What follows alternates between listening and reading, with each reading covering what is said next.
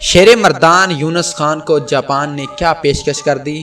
پاکستان ہکا بکا رہ گئے۔ پاکستان کرکٹ ٹیم کے سابق کپتان محمد یونس خان کو جاپان میں کرکٹ کوچنگ کی پیشکش ہوئی۔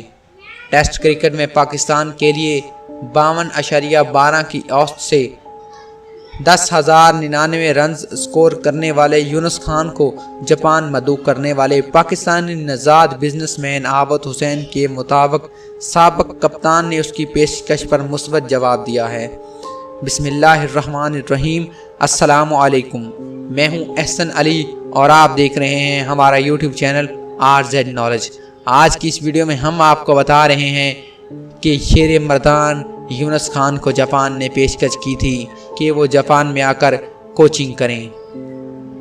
عابد حسین کا کہنا تھا کہ رواں برس اگست میں انہوں نے ناگویا میں squash legend Jahangir Khan, boom boom Shahid Afridi اور یونس خان کے اعزاز میں ایک عشائیہ دیا تھا۔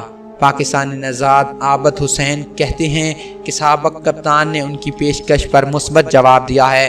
انہوں نے بتایا ہے کہ اس وقت بھی لوگ کہہ رہے تھے کہ جاپان میں پاکستانی کرکٹرز نہیں آ سکتے، لیکن ہمیں اپنی کوشش میں کامیابی ملی اور ہم نے یونس خان کو جاپان کے 3 شہروں ٹوکیو، ہیروشیما اور ناگویا میں کرکٹ کوچنگ کیمپ لگانے کی پیشکش کی ہے۔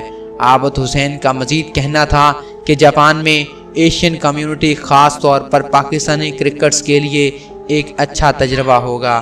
دوسری جانب یونس خان کا کہنا ہے کہ جاپان جانے کے بارے میں عابد حسین سے بات چیت چل رہی ہے اور جلد اس بارے میں حتمی فیصلہ ہوگا۔ یونس خان کا کہنا ہے کہ کرکٹ اب تیزی سے ان ملکوں میں مقبول ہو رہی ہے جہاں ٹیسٹ اور دیگر فارمیٹ کے بین الاقوامی ٹیمیں نہیں ہیں۔ آج کے لیے بس اتنا ہی۔